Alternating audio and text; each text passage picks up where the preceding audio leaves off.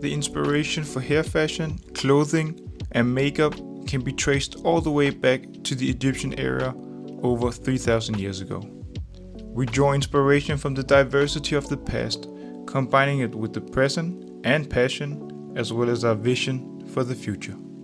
In the beauty industry, everything has its place and contributes to shaping the framework of fashion. When we talk about hair and fashion, our global world is like a playground. I honestly feel like it's filled with endless sources of inspiration.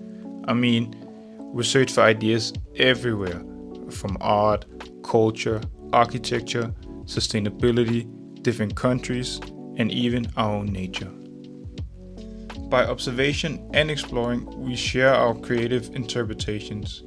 We create the foundation for many irresistible creations. So I think it's safe to say that hair and fashion are deeply connected. The different decades gives us insight into the evolution of hair fashion. The mix of the past, present, and future clearly shapes the next generation of hair fashion.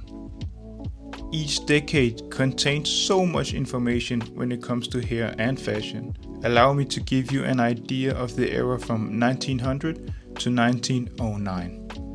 Women often style their hair in large updos with a lot of volume.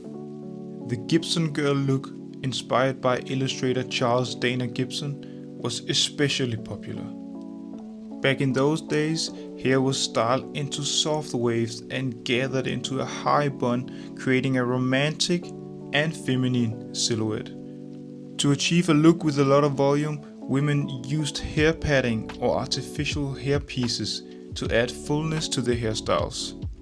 Adding accessories like hats, combs, ribbons, and flowers brought elegance to these kind of hairstyles. Large hats decorated with feathers and fabric were especially fashionable. If we take a closer look at hair color, no one really dyed their hair back then. Natural tones like brown, blonde, and black were very dominant at the time. Hold up, wait a minute. Let's not forget about men. Let's talk about how they represented themselves.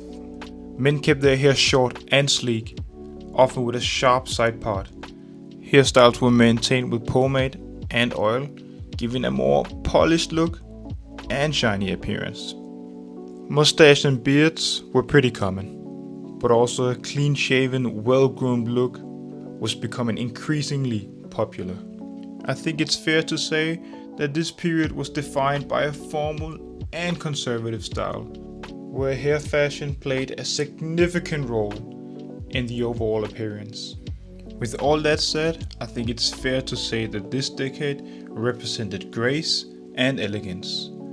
I also think it's fair to conclude that hair fashion from 1900 to 1909 shaped the foundation of creative styles that emerged later in the century.